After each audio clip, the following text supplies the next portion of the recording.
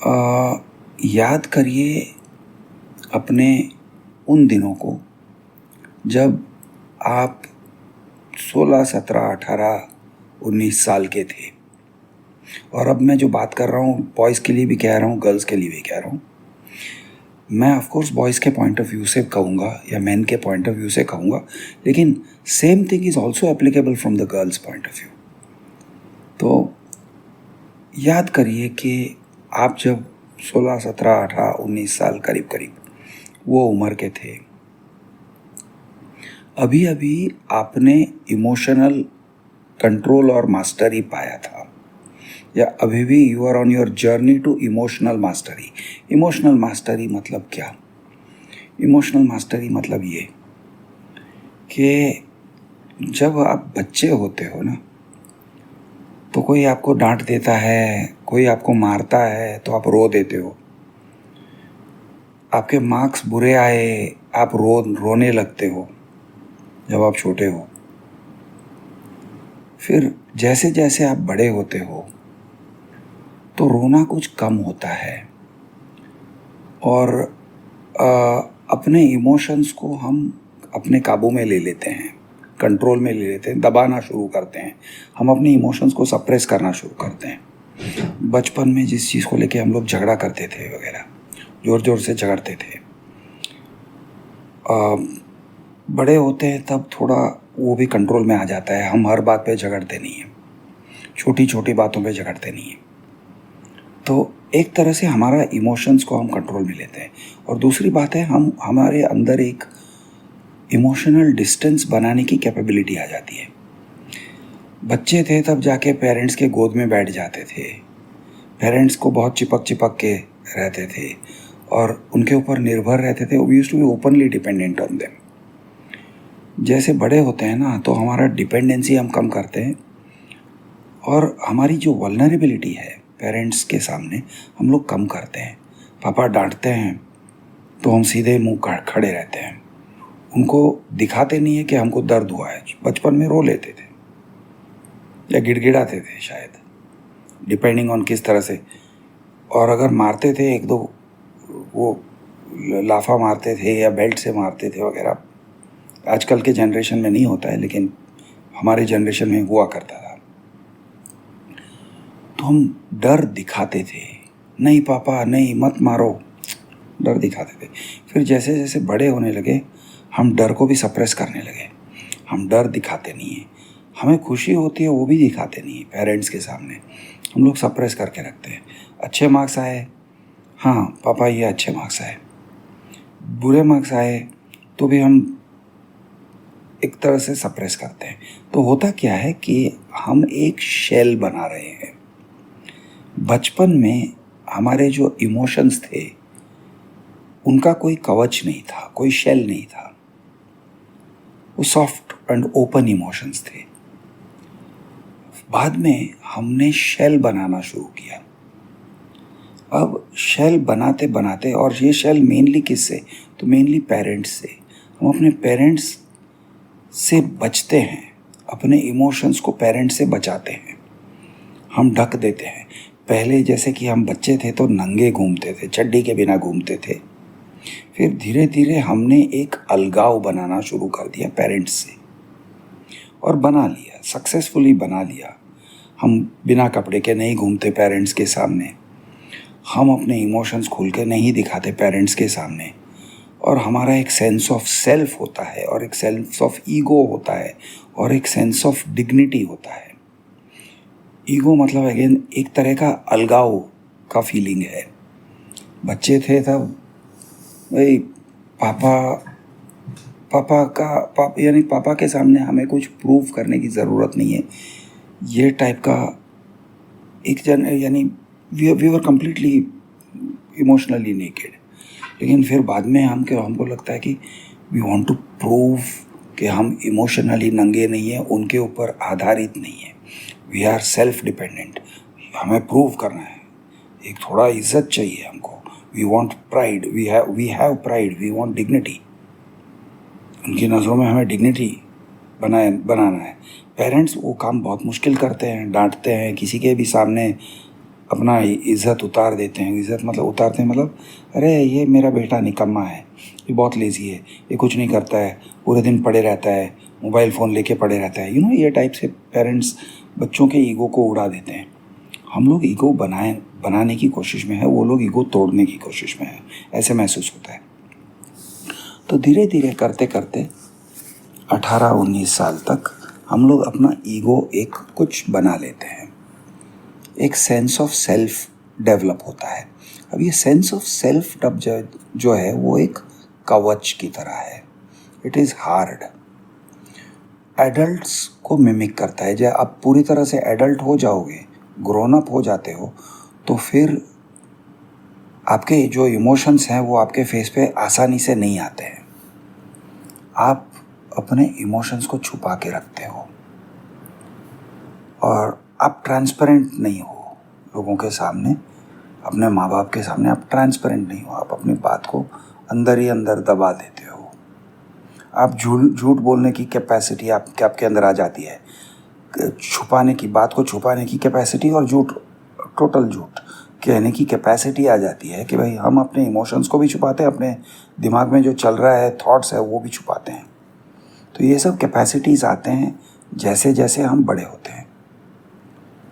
तो जब ये होता है तो हम भाई पापा मम्मी से प्यार जो पाते थे वो भी कट ऑफ हो गया।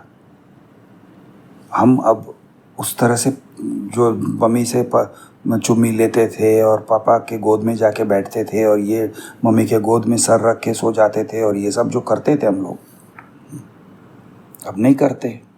मोस्टली मैं देखता हूँ कि बहुत कम लोग ऐसे का है जो उस टाइप का रिलेशनशिप मेंटेन करते हैं। मोस्टली बॉयज़ एंड गर्ल्स अपने पापा मम्मी से दूर हो जाते हैं, अलूफ हो जाते हैं। तो ये अलूफ होने की वजह से एक तो उनके अंदर एक डिग्निटी का फीलिंग आता है, एक ईगो का फीलिंग आता है, एक एडल्ट होने का एहसास, हालांकि वो एडल्ट नहीं है, डिपेंडेंट है, लेकिन एक एडल्ट होने का एहसास आना शुरू हो जाता है। एट द सेम टाइम अंदर से एक प्यास जगती है, एक भूख जगती है, और वो भूख सेक्स की भूख की बात नहीं कर रहा हूँ मैं, हालांकि वो भी है and it is closely allied with that. लेकिन कुछ ऐसे विचार आते हैं कि यार काश ऐसा कोई हो जो मुझे समझे, जो मुझको समझे, जो मेरी एक गाना है ना, जो हमने दास्तां अपनी सुनाई आप क्यों रोए, यानी हमदर्दी। आप किसी को अपनी दास्तां सुनाना चाहते हो। दास्तां इज़ स्टोरी, अपने बारे में कहना चाहते हो, अपने लाइफ की स्टोरी सुनाना चाहते हो, अपने छोटे मोटे सक्सेसेस, छोटे मोटे फेलियर्स शेयर करना चाहते हो, आपके फीलिंग्स के बारे में आप शेयर करना चाहता हूँ कि मेरा ये फीलिंग्स है, मेरे ये मेरा लोनलीनेस क्या है, मेरे छोटे छोटे सफ़रिंग्स क्या थे बचपन के, मैं किस चीज़ को सफ़र कर रहा था या कर रही थी, मेरे पापा मुझे किस तरह से डांटते थे, मेरे छोटे भाई के साथ मुझे किस तरह से बुरी तरह से कंपेयर करते थे, या बड़े भाई के साथ कंपेयर किया है, बड़ी बहन के साथ कंपेयर किया है। और ये जो सारी बातें हैं अपने अंदर, वो किसी के साथ शेयर करना चाहते हो और चाहते हो कि कोई उस बात को एक्सेप्ट करे और आपको एक्सेप्ट करे। यानी आपके छोटे मोटे ही होते हैं बच्चे जब होते हैं, लेकिन हमको तो बहुत बड़े लगते हैं। हमारी तन्हाई, मैं बोर्डिंग स्कूल में बड़ा हुआ, बोर्डिंग स्कूल में 4 साल तक रहा, मुझे बहुत लोनलीनेस फील हुआ। अरे हॉस्टल में जाके मुझे बच्चे लोग बहुत रैगिंग करते थे। ये टाइप के स्टोरीज़ होते हैं, हमारे लिए बहुत इम्पॉर्टेंट होता है। जब बड़े हो जाते हैं तो हमको लगता है भाई उतना भी कोई ख़ास इम्पॉर्टेंट नहीं था, या उतना भी कोई ख़ास सफ़रिंग नहीं था। लेकिन बचपन में वो सफ़रिंग बहुत बड़ा लगता है।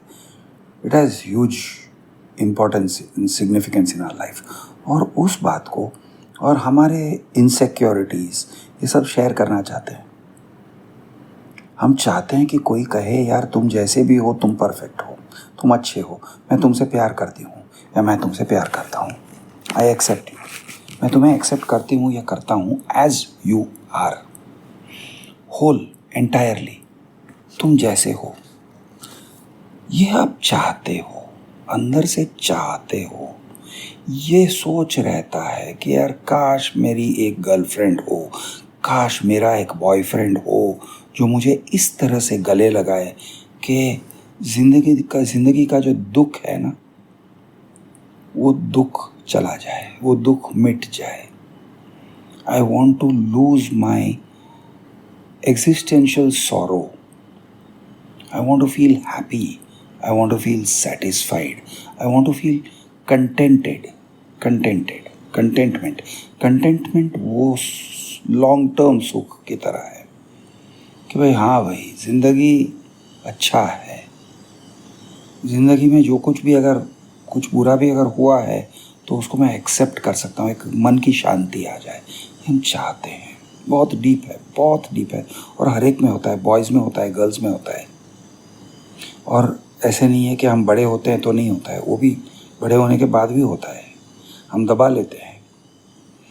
कुछ लोगों का जिनका नसीब अच्छा है वो लोग ये इस बात को, इस भूख को, इस प्यास को सेटिस्फाई कर सकते हैं थ्रू फ्रेंडशिप्स और थ्रू लव।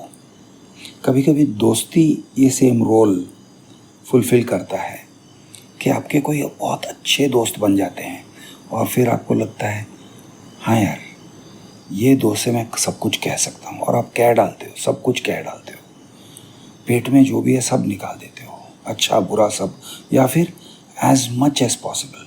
अब थोड़ा बहुत विंडो ड्रेसिंग भी करते हो, विंडो ड्रेसिंग की बात पे भी आ जाएंगे। विंडो ड्रेसिंग मतलब झूठ बोलना, छोटी बात को यानी चेंज करके बताना, शर्म आया था या कोई शर्मनाक इवेंट अगर अपने लाइफ में हुआ था तो वो स्किप कर देना, न बताना, ये टाइप से हम काम करते हैं, उसकी भी बात करते हैं। लेकिन जितना हम शेयर करते हैं और हमको वो फ्रेंड भी एक्सेप्ट करता है, हाँ मैं भी ऐसा ही हूँ, मेरे साथ भी ऐसा ही कुछ हुआ है, मेरे पापा मम्मी के साथ भी मेरा यही टाइप का रिलेशनशिप है, पापा ने मुझे डांटा था, पापा ने मुझे इंसल्ट किया, मुझे बहुत बुरा लगा, ये टाइप के जब शेयर करते हैं तो हमें लगने लगता है कि life is not so bad after all. एक तसल्ली मिलती है, एक शांति मिलती है। तो even same sex friend, boy to boy, girl to girl से भी ये सेटिस्फैक्शन मिल सकता है ऑफ अ फ्रेंडशिप, और इसी को हम बेस्ट फ्रेंड्स कहते हैं नॉर्मली, कि मेरा एक बेस्ट फ्रेंड है जिसके सामने मैं कुछ भी बोल दूं वो मुझे एक्सेप्ट कर लेता है, वो हर बात को एक्सेप्ट कर लेता है, मेरी हर बात उसके सामने मैं नंगा हो सकता हूँ बेसिकली। बहुत बहुत सेटिस्फैक्शन मिलता है। और बच्चों के लिए एक बहुत बड़ा, it is kind of like एक ग्रोथ का, एक साइकोलॉजिकल ग्रोथ का एक माइलस्टोन है। अगर वो टाइप का दोस्त मिल गया तो ढूंढते फिरते हो, यही कोशिश में लगे रहते हो कि ऐसा दोस्त मिल जाए या किसी से ऐसी दोस्ती हो जाए। अगर हो जाती है तो बहुत सुख मिलता है, अमेजिंग।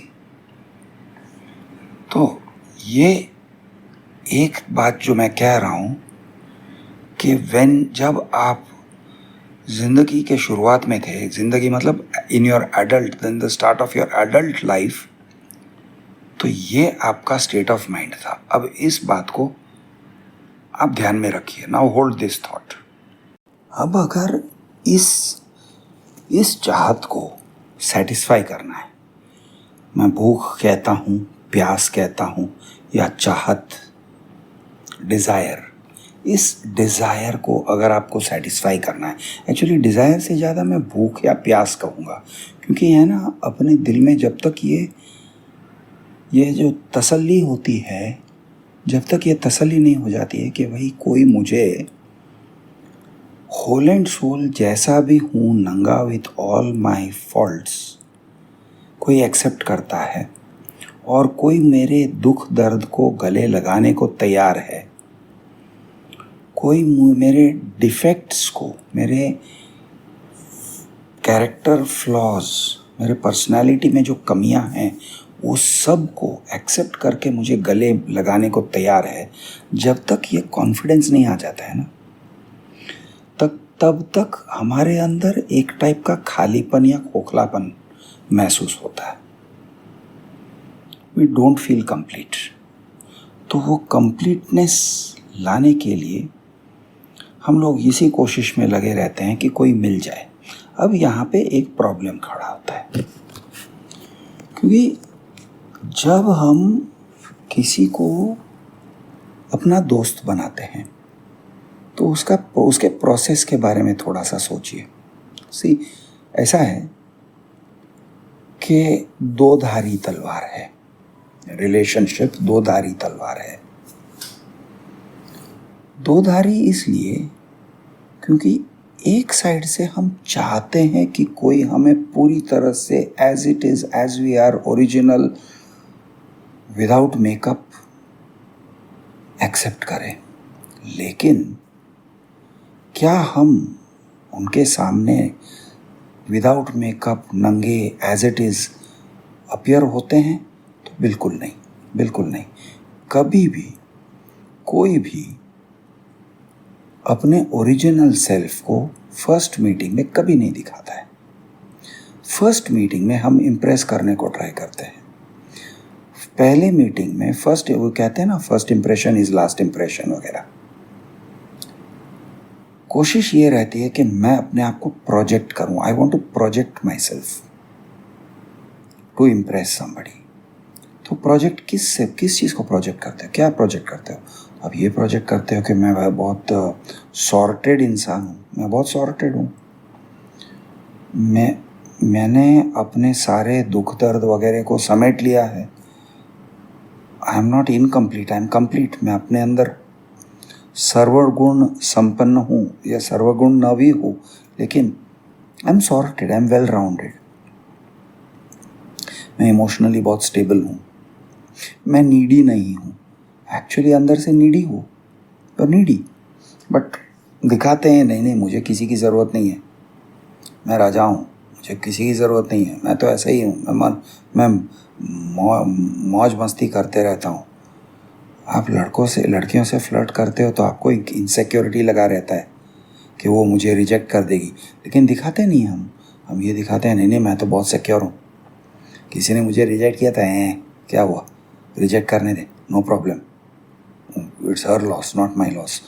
आपको अंदर से वैसे फील नहीं हो रहा है, आपको अंदर से फील हो रहा है शिट यार उसने मुझे रिजेक्ट कर दिया, मुझे दर्द हो रहा है, बहुत दर्द हो रहा है।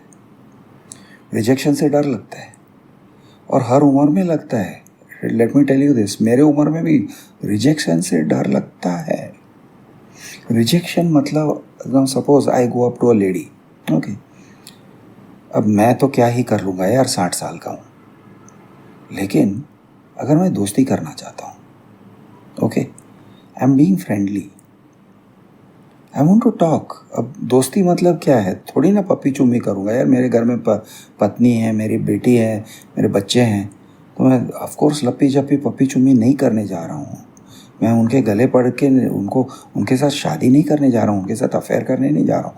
मैं तो सिर्फ दोस्ती करना चाहता हूँ यार, नॉर्मल सी दोस्ती, okay, just a good relationship of hi bye, how are you, what's going on, यही सब ना, यही सब तो चाहते हैं हम। लेकिन रिजेक्शन हो सकता है ना, रिजेक्शन हो सकता है कि मैंने किसी से हाई कहा, आई वॉज फोर्थ कमिंग और उन्होंने जिसको कहते हैं स्नब कर दिया, उन्होंने नहीं सुना, या ऐसे ये टाइप का बॉडी लैंग्वेज दिखाया कि भाई ये क्या ये इंसान मेरे साथ बात करना चाहता है, बड़ा अजीब इंसान है ये। तो ये टाइप का जब होता है तो I am also afraid of it. मुझे भी लगता है चल छोड़ यार, मत कर ये काम, मत कर, हाई मत बोल, सामने चल के हाई मत बोल, सामने चल के कॉन्वर्सेशंस मत कर। क्यों? क्योंकि हमें डर लगता है रिजेक्शन का। तो जब हम यंग रहते हैं तो रिजेक्शन से बहुत डर लगता है। क्योंकि रिजेक्शन से इसलिए डर लगता है क्योंकि यार 18, 19, 20 साल, इवन 25 साल, even, but let me hold it till about 25 years. अब 18, 19, 20, 25 साल के जब हो तो आपका जो अब अभी अभी बचपन से निकले हुए हो, you are not formed a proper sense of self. अभी भी आपके अंदर वो इनसिक्योरिटीज़ भर भर के हैं।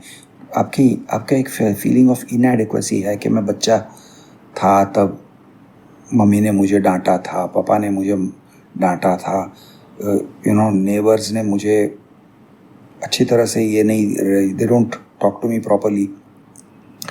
बहुत सारे इनसिक्योरिटीज़ हैं, दुनिया भर के इनसिक्योरिटीज़ हैं।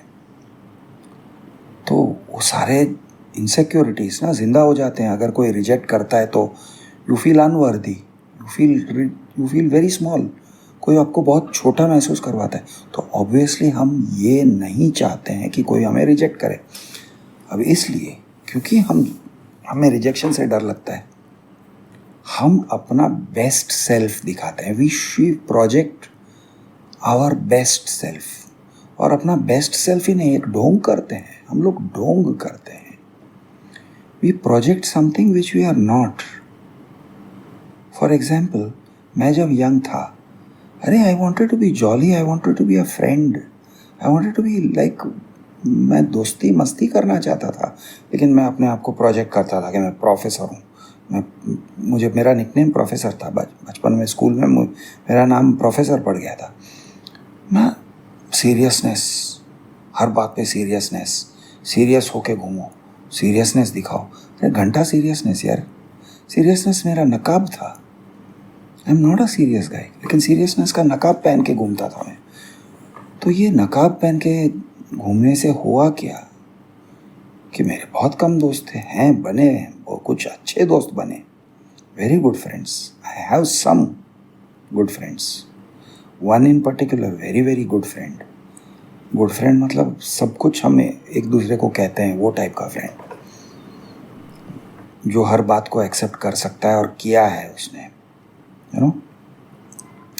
लेकिन जनरली स्पीकिंग हम अपना बेस्ट सेल्फ को सामने रखते हैं। तो खास करके गर्लफ्रेंड, पोटेंशियल गर्लफ्रेंड लड़की को अप्रोच कर रहे हैं इस उम्मीद से कि वो हमारी गर्लफ्रेंड बनेगी, तो हम अपनी डिग्निटी बनाए रखते हैं भाई, हम अपनी अकड़ बनाए रखते हैं। हम ये दिखाते हैं कि भाई मैं तो बहुत ही सॉर्टेड लड़का हूँ और मुझे किसी लड़की की ज़रूरत नहीं है वगैरह। अब अगर लड़की पटाना है, और जिन लोगों ने पटाया है उनको इतना तो पता है कि हाँ, कुछ लड़कियाँ दे फॉल फॉर दैट, उनको वो टाइप के लड़के पसंद आते हैं जो उनको इग्नोर करते हैं। लेकिन बहुत सारी लड़कियां ऐसी होती हैं, उनको पटाने के लिए यू हैव टू शो कि मैं तुम्हें चाहता हूँ, मैं तुमसे दोस्ती करना चाहता हूँ, आई एम सीरियस, मैं तुम्हें। और जब आप कहते हो कि आई एम सीरियस तो ऑब्वियसली रिजेक्शन का रिस्क होता है, तो वो रिजेक्शन के लिए रिस्क लेने को तैयार हूँ मैं। तुम मुझे रिजेक्ट करोगी तो मुझे रिजेक्टेड फील होगा, लेकिन फिर भी मैं कोशिश कर रहा हूँ, मैं बार बार अप्रोच कर रहा हूँ, I am reaching out to you, ये आप दिखाते हो। तो ये जब होता है तब जाके, इन माय एक्सपीरियंस, लड़कियाँ आपसे बात करने को तैयार होती हैं and they are willing to share their feelings, और वो it can move towards friendship, good friendship, romance, love, boyfriend girlfriend relationship etcetera. तो ये सब के लिए आपको एक तरह से वल्नरेबल होना पड़ता है।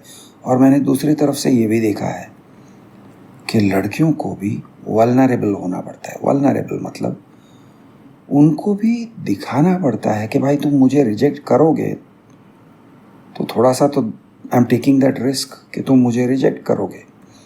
कई बार ऐसे में मेरे साथ हुआ है मेरी जवानी में कि लड़कियों ने मुझसे कहा, हाय क्रिश, चल कॉफ़ी पीने जाते हैं, या चल तू फ्री है तो चल अपन जाके कहीं बैठते हैं और बातें करते हैं। तो ऑब्वियसली मैं भी उनको रिजेक्ट कर सकता था। उन्होंने रिस्क लिया, उन्होंने मुझे अप्रोच करने का रिस्क लिया, और रिस्क लिया तो हमारी दोस्ती हुई थी।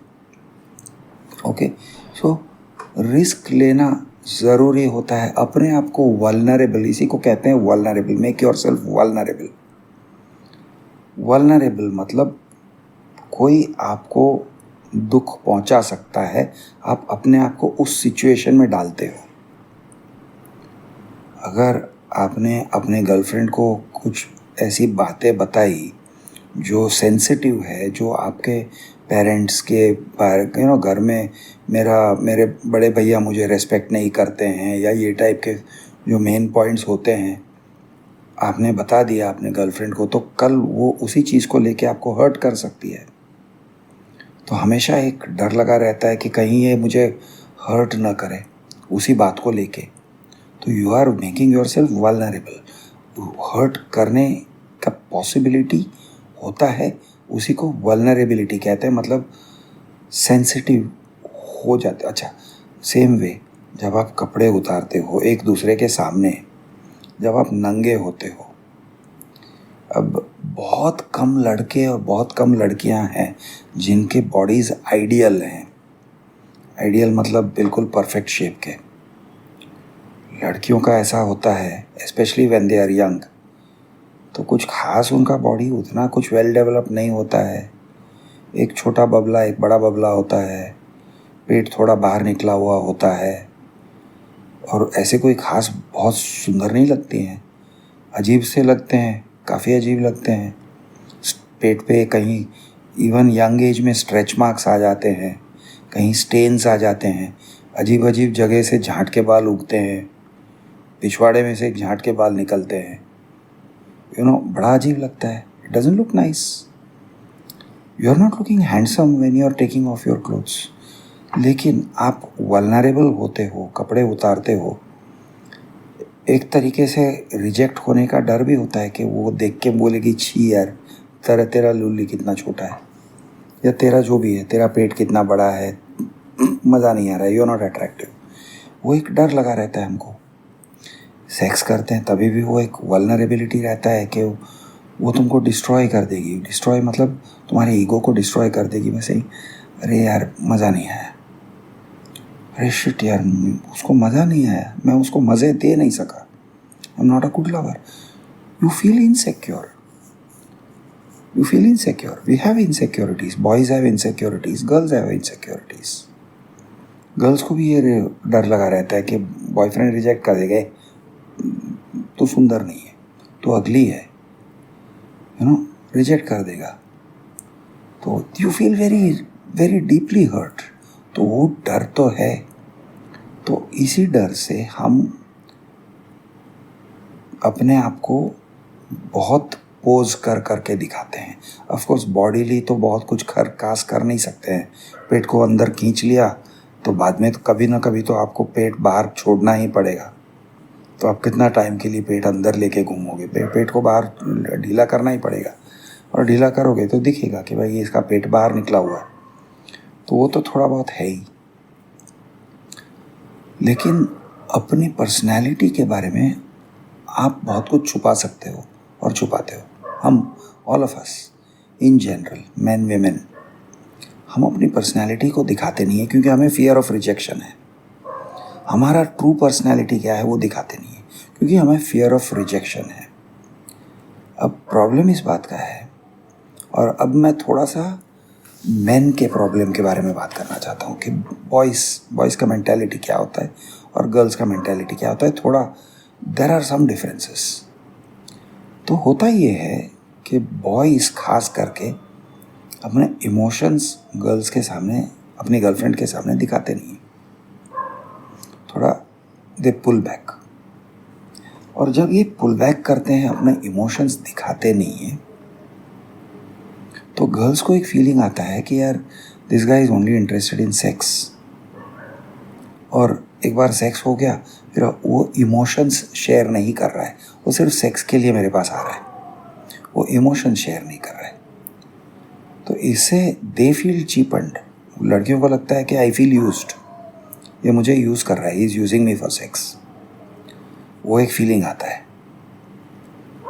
और एक फीलिंग जो आता है वो ये होता है वो कि बंदे में इमोशनल, अब ऑफ कोर्स लड़कियां भी, आजकल की लड़कियां ऐसी होती हैं कि भाई चल धीरे धीरे बंदा खुलेगा, आज नहीं तो कल, 1 महीना 2 महीना 6 महीने के बाद कभी ना कभी तो वो वल्नरेबिलिटी दिखाएगा, अपने अंदर का जो इंसान है वो दिखाएगा, उसके इमोशंस दिखाएगा, मैं उससे कनेक्ट कर पाऊँगी। तो लड़कियां जो है they want to connect with you, and this I am saying specifically for the guys, कि लड़कियां जो हैं they want to connect with you. Connect आने के लिए तुम्हारा इमोशन दिखना चाहिए, तुम्हारी फीलिंग्स दिखनी चाहिए, जेन्युइन फीलिंग्स। घर में तुम कैसे फील करते हो, माँ बाप के सामने तुम कैसे फील करते हो, भाई भाभी के सामने तुम कैसे फील कर रहे हो, वगैरह वगैरह वगैरह, इंक्लूडिंग योर इनसिक्योरिटीज़, उनको देखने चाहिए, उनको महसूस होना चाहिए, उनको आपके तरफ एम्पैथी, एम्पैथी मतलब सिंपैथी नहीं है, सिंपैथी नहीं है, पिटी नहीं है। सिंपैथी में थोड़ा सा पिटी आता है, पिटी वाली बात नहीं है, लेकिन एम्पैथी मतलब आप किस तरह से सोचते हो, आपका दर्द क्या है, आपको किस बात से दर्द होता है, किस बात से खुशी होती है, आपके दिमाग में क्या चल रहा है, आप क्या चाहते हो, आपके लाइफ के उद्देश्य क्या हैं। They want to identify with you, they want to connect with you, वो कनेक्ट होना चाहते हैं, और आप हो कि कनेक्ट होने दे नहीं रहे हो, आप कनेक्शन होने दे नहीं रहे हो क्योंकि अपने इमोशंस दिखा नहीं रहे हो। और शायद आपके मतलब अब लड़कों से बात कर रहा हूँ खास करके, शायद लड़कों का एक गलतफहमी होता है, मेरा भी था, कि गलतफहमी ये होता है कि मैं अपने आप को दिखाऊं कि भाई मैं बहुत मर्दाना हूँ, मैं वेरी मैनली मैन, मैं अपने फीलिंग्स दिखाता नहीं हूँ, मर्द को दर्द नहीं होता, ये टाइप से। तो हम पोज करते हैं। अब वो पोज करते हैं, अगर वो कन्विंसिंग है बहुत, यानी वो शील्ड जो हम ढाल बना के अपने सामने रखते हैं, वो ढाल अगर जेन्युइनली कन्विंसिंग है तो उनको लगता है हाँ यार इसको दर्द नहीं होता, इसको ज़्यादा फीलिंग्स नहीं है। लेकिन आपको चाहिए हमदर्दी, आपको चाहिए वो इंसान जो आपके फीलिंग्स को समझे, आपके दुख दर्द को समझे, आपके हर बात को, आपकी हर बात को समझे, आपकी हर बात को समझे। अब आपकी हर बात को कैसे समझेगी, how will she feel it, क्योंकि आप दिखाते ही नहीं हो, आप सामने रखते ही नहीं हो, तो फिर वो समझेगी कैसे। तो होता क्या है कि कनेक्ट बनता नहीं है, you are not able to connect with her, she is not able to connect with you. अब वो शायद, अच्छा और एक बात है, लड़की मान लो कि वो अपने बारे में सब कुछ कह रही है, अपने पेरेंट्स के बारे में उसका क्या है, पेरेंट्स के साथ में उसका क्या रिश्ता है, उसके भैया से क्या झगड़ा होते रहता है, छोटे भाई से या बड़े भाई से क्या झगड़ा है, बहन से बड़ी बहन से क्या झगड़ा है, उसका एक इन्फीरियॉरिटी फीलिंग है अंदर दिल में, तो वो क्या है वो सब बताती है। कई बार ऐसे देखने को मिलता है कि वो सब बोलती है, एक्चुअली बड़ बड़ बड़ बड़ बड़ बड़ बोलती है। अब ये लड़का सुन रहा है, लेकिन अगर वो अपने अंदर का इमोशन बयान नहीं कर रहा है तो वो म्यूचुअल वाला फीलिंग नहीं आता है। वो ऐसे अपने को एक अजीब टाइप का महसूस होता है, जैसे कि फॉर एग्जांपल अगर आप बॉयफ्रेंड गर्लफ्रेंड हो, मैं आपको एक एग्जांपल दे रहा हूँ, बॉयफ्रेंड गर्लफ्रेंड हो और लड़का अपने सारे कपड़े उतार के खड़े हो जाता है, लड़की कहती है नहीं मुझे शर्म आ रहा है, मैं कपड़े नहीं उतारूंगी, तो तुम तो नंगे हो गए उसके सामने और वो तुम्हारे सामने नंगी नहीं हुई, तो वो एक कंफर्टेबल फीलिंग नहीं है ना। कंफर्टेबल फीलिंग कब है, जब दोनों नंगे हुए या इक्वली नंगे हुए, यू नो, तुमने अपने अंडरवेयर पहन रखा है, उसने भी अपने अंडरवेयर पहन रखा है, लेकिन ऊपर के कपड़े उतार दिए, तो इट इज़ म्यूचुअल। भाई तुमने भी अंडरवेयर नहीं निकाले, मैंने भी अंडरवेयर नहीं निकाले, तो मैं तुमसे ज़्यादा नंगा नहीं हुआ। लेकिन अगर लड़की ने अपने बारे में सब कुछ कह दिया है, अपने पेरेंट्स के साथ क्या है, उसके प्रीवियस बॉयफ्रेंड्स के साथ क्या था, सब कुछ कह दिया है, सब कुछ शेयर कर लिया है, और अब वो एक्सपोज्ड फील कर रही है क्योंकि तुमने कुछ नहीं शेयर किया है, तुमने ज़्यादा कुछ नहीं शेयर किया है, तुमने उसने जो भी कहा वो सुना। अब सुनने में भी वो सुना वाला फीलिंग नहीं आ रहा है क्योंकि यू हैव नॉट शेयर्ड। तो in order for them to feel connected with you, एक बड़ी बात मैं आपसे कह रहा हूँ कि for them to feel connected with you have to share, you have to open up. अब ओपनिंग अप में वो मर्दाना मैं मर्द हूँ, मैं I have to preserve my dignity, ये सब नहीं होता है. डिग्निटी छोड़ना होता है. अगर कोई बात कहते हो और रोने को आता है कि रो लो. हाँ, लेकिन it's not manly to cry. See, और वो मुझे जज करेगी. Give her the chance to जज यू. वो जज कर सकती है, लेकिन तुम जब वो रिस्क लेते हो कि वो तुम्हें जज करे, तभी तो वो कनेक्ट होगा. The connection happens then, right? तो आप अगर एक डीपर कनेक्शन चाहते हो विथ योर गर्लफ्रेंड, एंड ये of course this is true for boys also, लेकिन पहले मैं गर्ल्स की बात, गर्लफ्रेंड ऐसे कह रहा हूँ जैसे कि girlfriends are open with their boyfriends about their emotions and boyfriends are not open. ऐसे मैं अज्यूम कर रहा हूँ. It may not be a correct assumption, लेकिन अगर आप, ये एजम्पशन के साथ में कह रहा हूँ कि अगर आप अपनी गर्लफ्रेंड के साथ एक इमोशनल कनेक्ट चाहते हो, तो you have to be open to her. आपको दिल खोल के नंगा होना पड़ेगा. आपको आपके दिल में क्या है वो दिखाना पड़ेगा, सीना चीर के दिखाना पड़ेगा. यू हैव टू अनमास्क, अपना नकाब उतारना पड़ेगा, बेनकाब होना पड़ेगा, तब जाके कनेक्ट बनता है. सो दिस आई फील बहुत ज़रूरी है, और ये बात कोई समझाता नहीं है. और ख़ास करके जब शादी, और एक बात मैं बताता हूँ, जब संबंध बन जाते हैं, रिश्ता बन जाता है, बॉयफ्रेंड गर्लफ्रेंड हो जाते हैं, शादी भी हो जाती है. ओके, मान के चलते हैं just for the sake of this example कि भाई शादी भी हो गई, या लॉन्ग टर्म बॉयफ्रेंड गर्लफ्रेंड हो गए. तो पहले थोड़ा इमोशंस का झलक दिखाया था, थोड़ा सा कनेक्ट हो गया था, वापस आप अपने शेल के अंदर रिट्रीट कर लेते हो. और ये शेल में रिट्रीट क्यों करते हो? क्योंकि आपको डर लगता है, यार वो मेरे बारे में कुछ ज़्यादा जानती है ना, तो कभी कभी झगड़े में वो मुझे सुना देती है कि तेरे पापा ने भी तुझे रिस्पेक्ट नहीं किया, तो क्या है, ऐसा है वैसा है, कुछ सुना देती है. तो यार वो नहीं सुनाना चाहिए, इसलिए then you start hiding things. You are not vulnerable, you are not open. तो vulnerability is a continuous thing. ऐसा नहीं है कि भाई हाँ पहले साल में मैंने जो भी कहना था मैंने बोल दिया, और उसके बाद मैं इमोशनली अपने इमोशंस को समेट लिया और अब मैं इमोशंस नहीं दिखाता हूँ. तो ये टाइप का जो बिहेवियर होता है ना, कि इमोशंस को अंदर रखते हो वगैरह, ये टाइप के, इसी को कहते हैं बीइंग इमोशनली अनअवेलेबल. हम अपने इमोशंस को नहीं दिखाते हैं, या जो भी है, जो लोग ऐसे करते हैं. और मैंने ऐसे लड़कों को देखा है, अरे इमोशनली अनअवेलेबल इतने होते हैं कि उनसे दोस्ती हम करते हैं ना, दोस्ती में ऐसे महसूस होता है कि बड़ा रूखा सूखा आदमी है यार, इसके साथ कनेक्ट नहीं हो पा रहे हैं, इसके साथ कनेक्ट नहीं हो रहा है. कनेक्ट क्यों नहीं हो रहा है? क्योंकि is emotionally unavailable even in a friendship, man to man friendship, emotionally unavailable.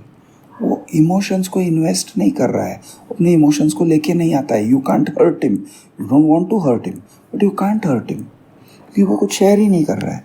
Hurt कैसे करोगे? तो तुम हो कि भाई तुम खुल के बोल रहे हो, you are open to him, he is not open to you. तो एक बड़ा वन साइडेड रिलेशनशिप खड़ा कर देता है, वेरी वन साइडेड, और बड़ा अजीब फीलिंग होता है. नॉर्मली हम क्या करते हैं, even man to man withdraw कर लेते हैं, धीरे से आराम से हम लोग विड्रॉ कर लेते हैं. हाँ भाई हो गई दोस्ती, ठीक है, हाँ भाई मैंने अपना बहुत ज़्यादा फीलिंग दिखाया था, अब नहीं दिखाता हूँ, नाउ आई विल विड्रॉ. तो इस तरह से हम विड्रॉ कर लेते हैं.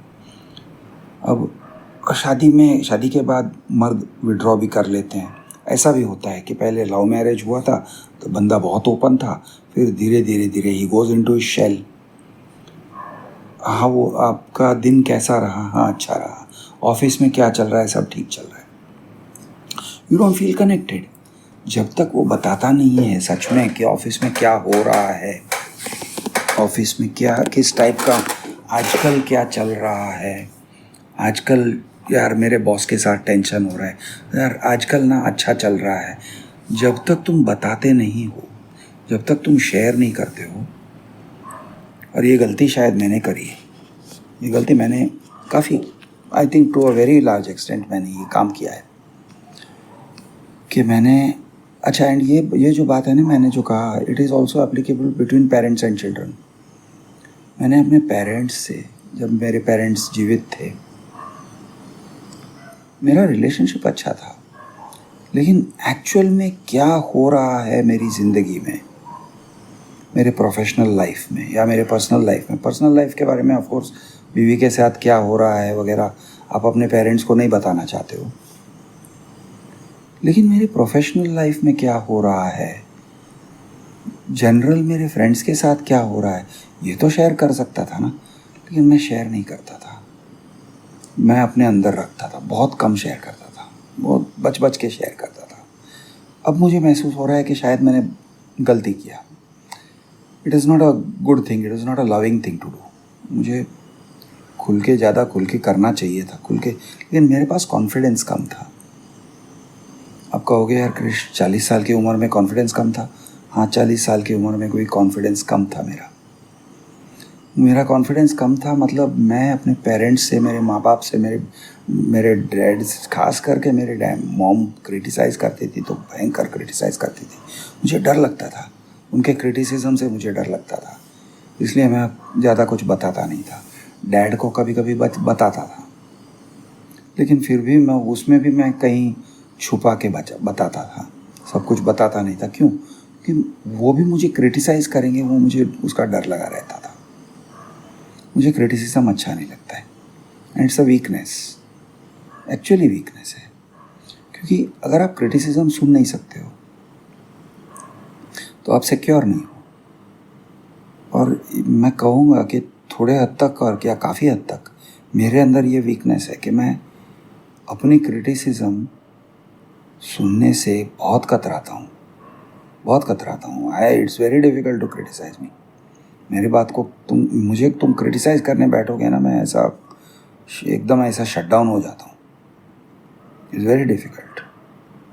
मैं टेढ़ा बात करूँगा, बहुत बहुत कुछ कर सकता हूँ मैं, but I don't take criticism well. तो ये मेरा एक वीकनेस है, इट्स अ बिग वीकनेस। और इस वीकनेस की वजह से मेरे माँ बाप के साथ शायद मेरा प्यार थोड़ा अधूरा रह गया। बच्चों के साथ मैं खुल के बात करता हूँ, मेरी वाइफ से भी कभी कभी काफ़ी बचाता हूँ। I am not entirely open. तो ये मेरा वीकनेस है, नहीं होना चाहिए। I should be more available. तो ये एक बात है। अच्छा, तो ये अवेलेबिलिटी और वल्नरेबिलिटी की बात हुई। अच्छा, एक और बात बताता हूँ मैं, अब ये लास्ट जाते जाते मतलब लास्ट 5-10 मिनट्स। देखो, ऐसा है कि शादी में झगड़े होते हैं या गर्लफ्रेंड से झगड़े होते हैं, you can take it both ways. शादी की समझो या वाइफ से समझो या गर्लफ्रेंड से समझो, झगड़े होते हैं। अब जब झगड़े होते हैं तो हम फिर एक दूरी आ जाती है। अब वो दूरी को तोड़ने के लिए you should make an initiative. कभी कभी ऐसे होता है कि आपको लगता है कि यार मैं ज़्यादा ही गर्म हो गया था, मुझे माफ़ी मांग लेना चाहिए। लेकिन माफ़ी मांगना मेक्स यू वल्नरेबल, क्योंकि तुम माफ़ी मांग रहे हो मतलब अकड़ छोड़ रहे हो ना। मर्द होके अकड़ छोड़ना काफ़ी मुश्किल होता है, औरतों के लिए भी मुश्किल ही है, वो भी अपनी अकड़ में रहती हैं। हम अपने अकड़ में रहते हैं तो भाई नहीं, मैं नहीं छोड़ सकता हूँ, मैं माफ़ी क्यों मांगूँ, मैं नहीं मांगूँगा। तो कभी कभी मैं अपने आप को इस तरह से समझाता हूँ। अब मैं ना अपने आप को मैं दो तरीके से देखता हूँ, यानी I see myself divided in 2 ways. एक मैं वो हूँ जो बाहर दिखता हूँ और जो आपके साथ बात कर रहा है, बुद्धिजीवी हूँ जिसको आप इंटेलेक्चुअल कहते हो, और एक मेरे अंदर का बच्चा है। और एक्चुअली वो मेरे अंदर जो अभी बात कर रहा है, प्रेरणा तो मेरे अंदर के बच्चे से ही मिल रही है ना। तो मेरे अंदर के बच्चे से प्रेरित होके मैं बात कर रहा हूँ आपके साथ। ओके, मेरे अंदर के बच्चे को बहुत मज़ा आ रहा है आपके साथ बात करने में। तो मेरे अंदर का जो बच्चा है, वो बच्चा मेरी वाइफ से कनेक्ट होता है। वही बच्चा है जो शायद कभी कभी गुस्से में आके कुछ बोल देता है, बक देता है जो नहीं कहना चाहिए था, और उससे मेरी पत्नी को बहुत दुख पहुंचती है और फिर वो रूठ जाती है।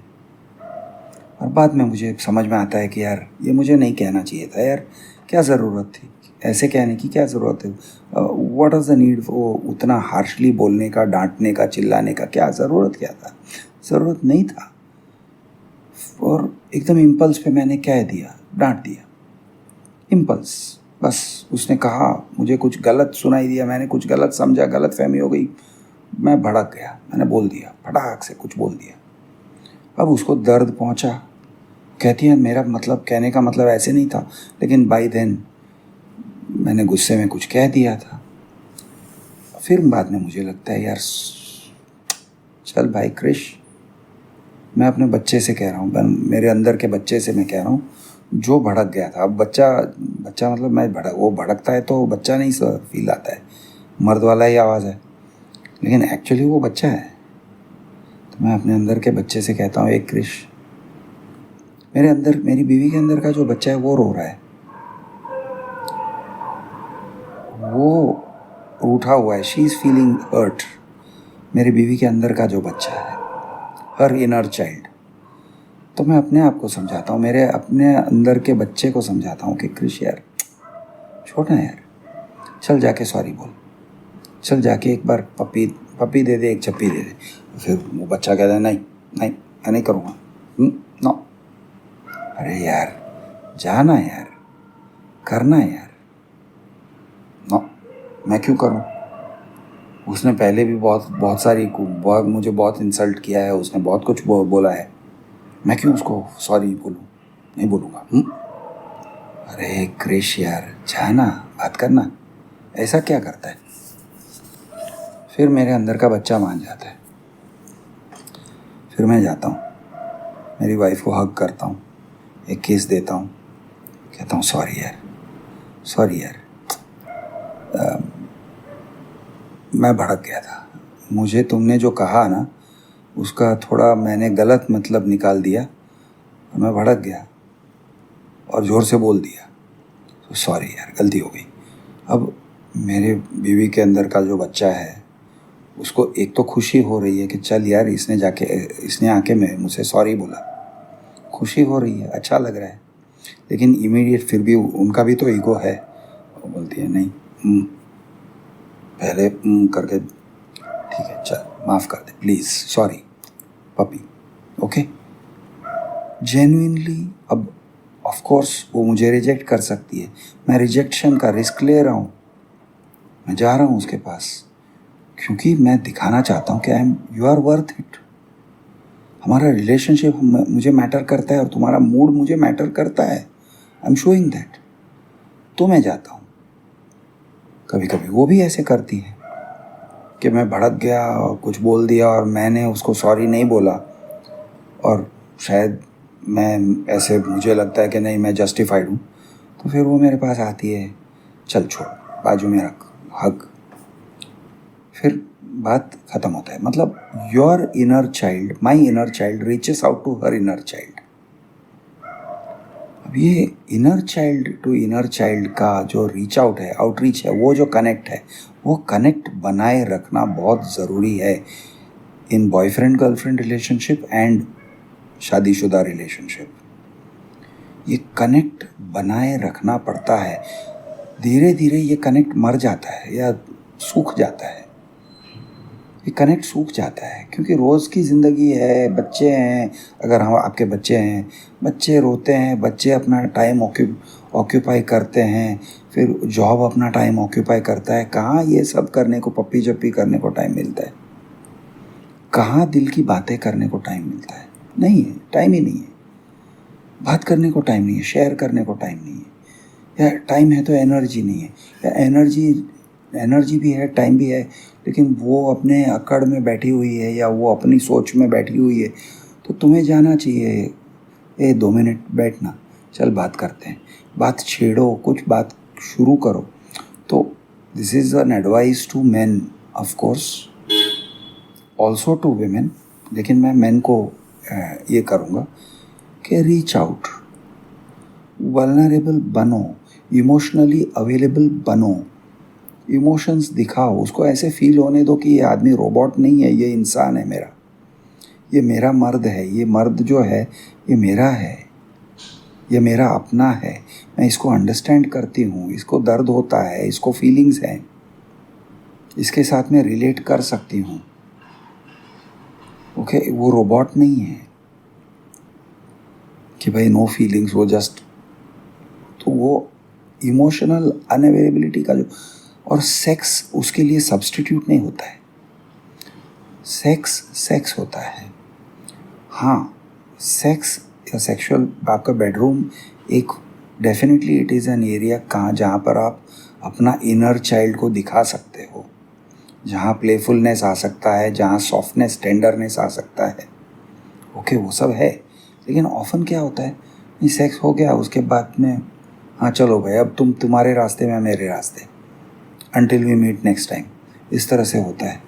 तो औरतों को लगता है हाँ ये सिर्फ सेक्स के लिए आ रहा है, उसके बाद में वो इमोशंस नहीं है इसके अंदर, या इमोशंस हैं तो भी वो मुझे नहीं दिखाएगा, तो कनेक्ट नहीं होता है। तो कनेक्ट होना बहुत ज़रूरी है।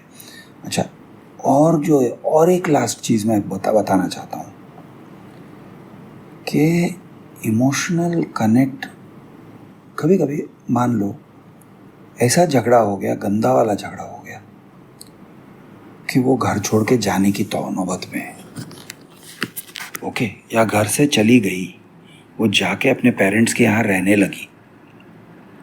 ऐसे सिचुएशन में कई बार लोगों ने मुझे फ़ोन किया है कि ये टाइप का सिचुएशन है, या किसी के कहने में आके उसने केस भी कर डाला है, पुलिस केस कर डाला है, डोमेस्टिक वायलेंस का केस कर डाला है, इसने मेरे ऊपर हाथ उठाया वगैरह, सच भी होगा या झूठा भी होगा, डाइवोर्स प्रोसीडिंग्स चला दिए।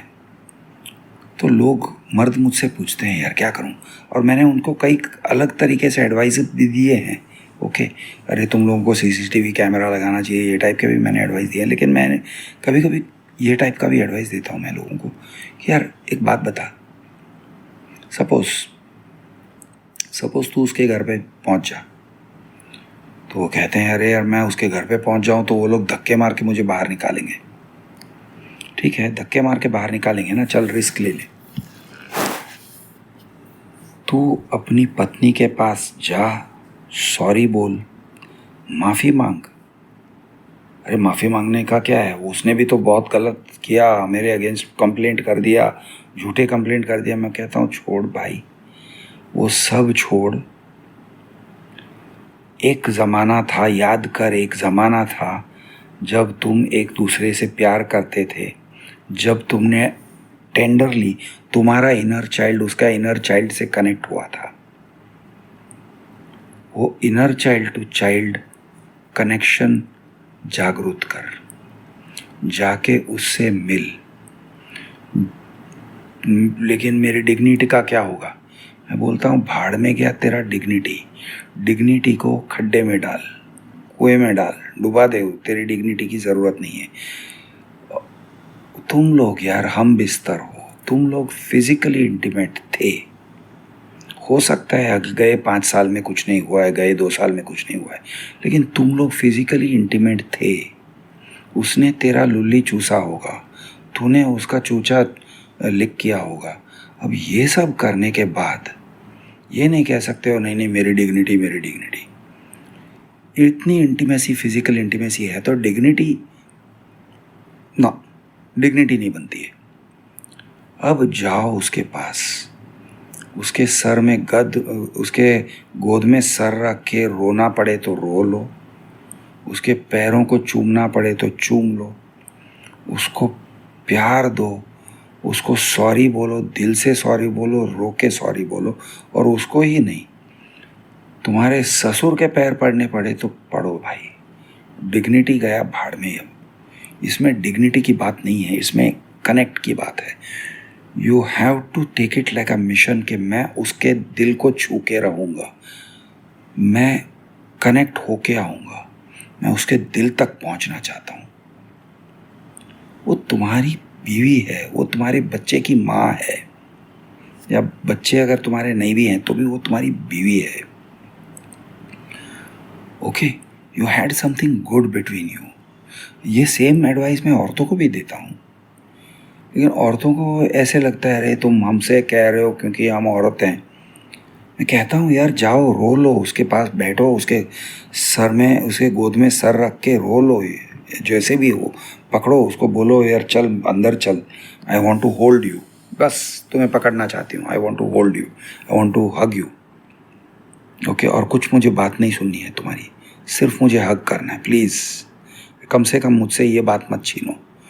हग him, hold him, hold him close. Okay, तुम लोग इंटीमेट थे, इंटीमेट हो, इंटीमेट बनो। और वो जो बर्फ तुम्हारे बीच में आ गया है, वो बर्फ को पिघला दो।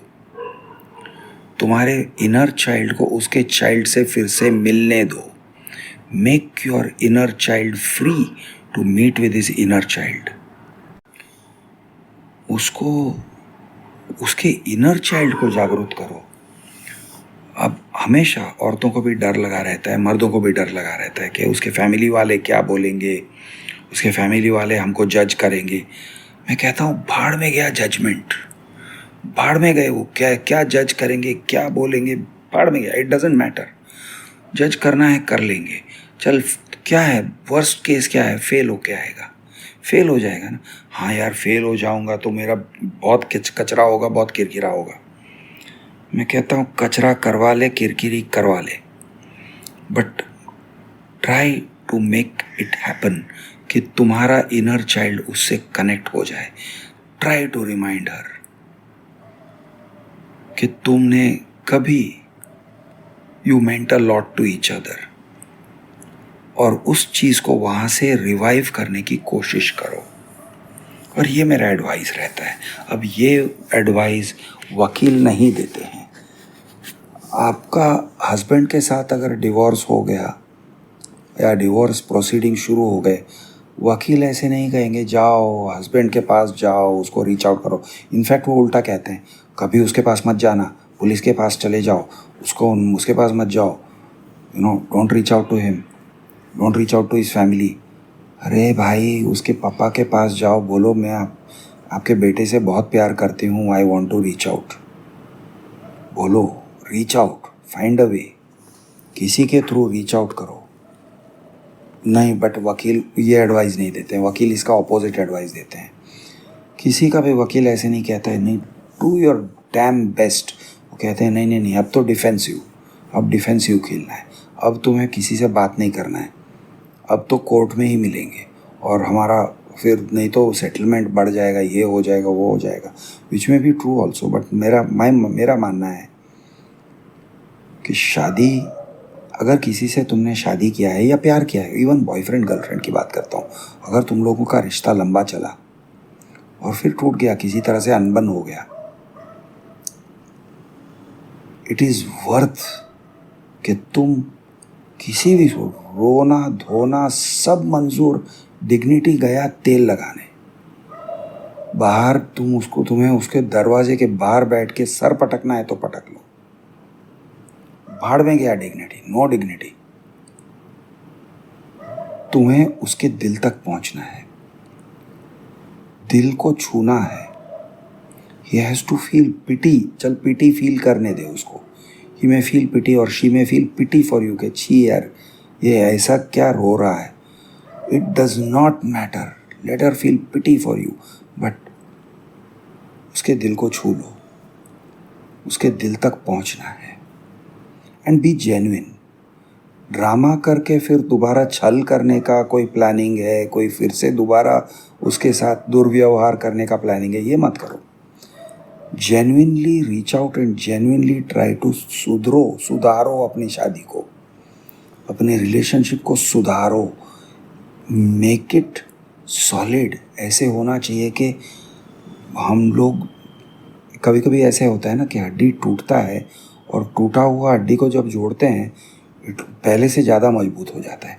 तो सेम वे शादी टूटते टूटते जब बच जाता है, या रिलेशनशिप टूटते टूटते जब बच जाता है बिकॉज किसी ने जंग किया और बोला नहीं तू मेरे साथ चल, मैं नहीं छोड़ूंगा तुझे, एंड वो जिद करता है ना, और फिर वो जो रिश्ता बनता है वो डबल बॉन्ड रिश्ता है, बहुत सॉलिड रिश्ता होता है कि उसको भी पता चलता है कि देख ये लड़के ने जस्ट मैंने इंसल्ट किया, मैंने इस लड़के को बहुत इंसल्ट किया, लेकिन ये लड़के ने फिर भी मेहनत करके मेरे घर तक आया, मेरे से बात किया, मेरा दिल पिघलाना चाहा, दिल पिघलाया उसने मेरा दिल पिघलाया। उसने ईगो नहीं दिखाया, उसने ईगो को बाजू में रख दिया। वो जेन्युइनली मुझसे प्यार करता है, वो जेन्युइनली मुझसे प्यार करता है। तो ये दिखाना बहुत ज़रूरी है।